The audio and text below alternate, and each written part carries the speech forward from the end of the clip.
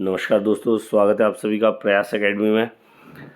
हम आज लेकर आए हैं बहुचर्चित पोस्ट आपकी, जो कि है मध्य प्रदेश प्राथमिक शिक्षक वर्ग भर्ती का फाइनल एग्ज़ाम्स, जिसका बहुत लंबे समय से लोग इंतज़ार कर रहे थे। थोड़े अलग टेस्ट में आपको पता चल चुका है कि पोस्ट कितनी है, आपको पता चल चुका है कि एलिजिबिलिटी क्या है, कौन भर सकता है। लेकिन एक बात जो बहुत सारे लोगों को डिस्कशन करनी चाहिए थी, हम देख पा रहे हैं कि यूट्यूब पे इतनी ज़्यादा चर्चा उस पर बिल्कुल भी नहीं हुई है। और वास्तव में पूरा नोटिफिकेशन, सारे एज क्राइटेरिया, सिलेबस सब पता होने के बाद भी आप पाएंगे कि आपको सच मायने में पोस्ट के बारे में पता ही नहीं है। इवन उन्होंने पोस्ट कोड भी डिक्लेयर किए हैं, पर इस संबंध में कोई भी बात नहीं कर रहा। और वास्तविकता में बैकलॉग की कितनी भर्तियाँ आई हुई हैं, वास्तविकता में प्राथमिक शिक्षकों की कितनी भर्तियाँ आई हुई हैं, जनजातीय कार्य विभाग क्या कार्य कर रहा है और स्कूल शिक्षा विभाग में कितनी भर्तियाँ हैं, इसके बारे में जो डायरेक्ट इन्फॉर्मेशन मैं आपको देने की कोशिश कर रहा हूँ। और ये सब नोटिफिकेशन में है, किसी ने इसको बड़ा डिटेल से पढ़ा नहीं, बड़ा थोड़ा सा दुखद है, पर कोई बात नहीं, एक अलग व्यू से, एक अलग नज़र से आपको दिखाने की कोशिश की जा रही है। तो आप पाएंगे कि कुल प्राथमिक शिक्षकों की जो है लगभग 13,000 प्लस वैकेंसीज आई हुई हैं। पहली बार आप देख पाएंगे कि विज्ञान प्राथमिक शिक्षक नाम का एक पद यहाँ पर देखने को आपको मिलेगा। और इसमें जो भर्तियाँ आई हुई हैं, 2 लोगों के लिए स्पेशली, ऐसे जिनको अतिथि शिक्षकों का अनुभव है और ऐसे जो गैर अतिथि हैं। लगभग वैकेंसीज दोनों की समान है। इसमें एक और क्राइटेरिया ऐड कर रहा हूँ मैं, एक है बैकलॉग का और एक है सीधी भर्ती का।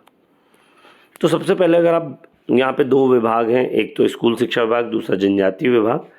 अगर आप बैकलॉग पदों की देखेंगे तो अतिथि शिक्षकों के लिए 798 और 543 पदों के साथ लगभग 1341 पद हैं ऐसे जिनको अतिथि का अनुभव है, और वो ST SC category, OBC category से बिलोंग करते हैं।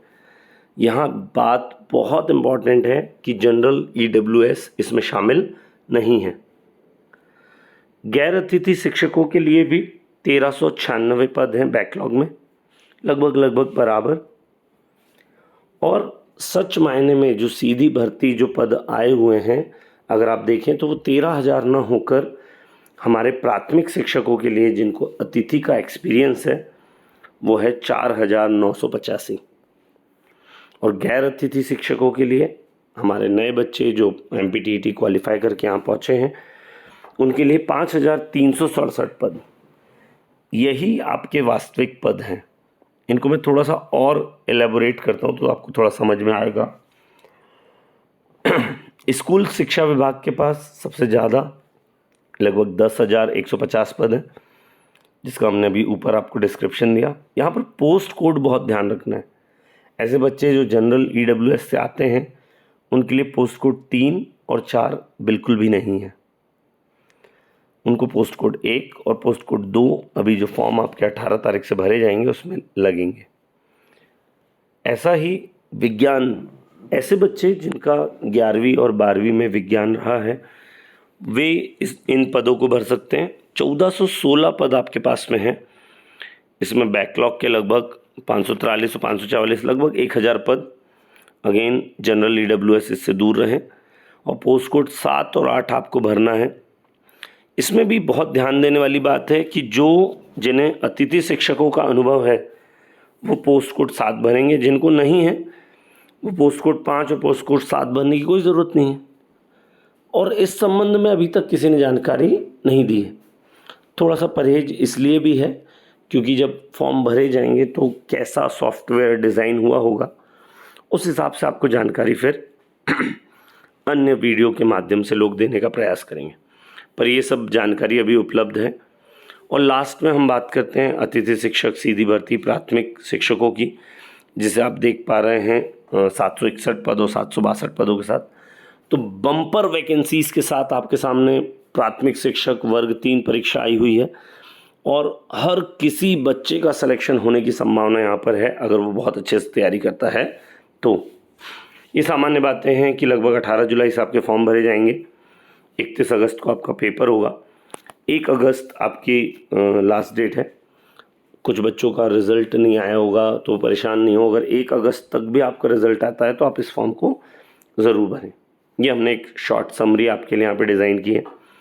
आप इनिशियल जो हमने डिस्क्रिप्शन दिया है पोस्ट का, उनकी स्लाइड्स की फ़ोटो ज़रूर रख लें स्क्रीनशॉट खींच के, बहुत काम आएंगे आपको फॉर्म भरते समय। बाकी सारी बातें वही हैं जो हर कोई जानता है। फटाफट देखते हैं अपन लोग। 31 अगस्त से आपके पेपर शुरू हो जाएंगे, CBT मोड में है, ऑनलाइन पेपर होगा, कंप्यूटर बेस्ड, 100 मार्क्स का आपका पेपर है, 2 पालियों में होगा। मज़ेदार बात यह कि सारे सिलेबस को धरा का धरा रहने दिया है जो ऑनलाइन क्लासेस और तमाम जगहों पे लोगों ने करा रखा हुआ था एक अनुमान के थ्रू, पर व्यापम हमेशा अनप्रिडिक्टेड रहा है और एक बार फिर उसने ये साबित कर दिया कि उसके आगे किसी की नहीं चलती।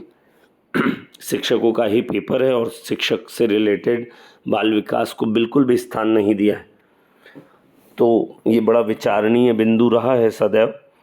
लेकिन हर परिवर्तन को आपको एक्सेप्ट करना है और बच्चों आपको तैयारी करना है।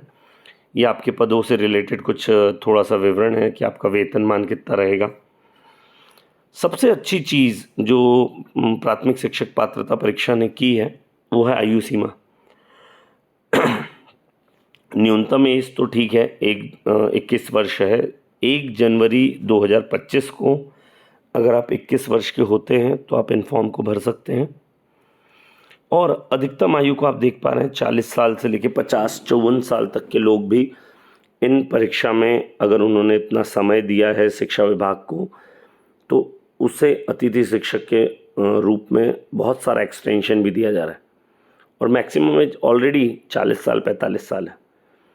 तो आपका तहे दिल से शुक्रिया कि इतना लंबा आपने जोन रखा ताकि ऐसे लोग जो शिक्षा विभाग में अरसों से अपने गेस्ट फैकल्टी के तौर पे कार्य कर रहे थे उन पेपर को दे सकें। योग्यता एक बड़ा प्रश्न चिन्ह रहा है जो थोड़ा सा डाउट में भी डालता है। तो 2-3 बातें मैं बड़ा स्पष्ट कर दूं कि यदि आपके पास B.Ed नहीं है तो आप फॉर्म नहीं भर सकते। यदि आपके पास B.Ed है तो फॉर्म नहीं भर सकते, यदि D.Ed है तो फॉर्म भर सकते। एक बात और जो जानने वाली ज़रूरी है वो ये कि अगर आपने मध्य प्रदेश TET प्रारंभिक परीक्षा 2020 से वर्तमान समय तक में जो भी हुई हैं उनको क्वालिफाई किया है तो ही ये सुनहरा मौका आपके लिए है।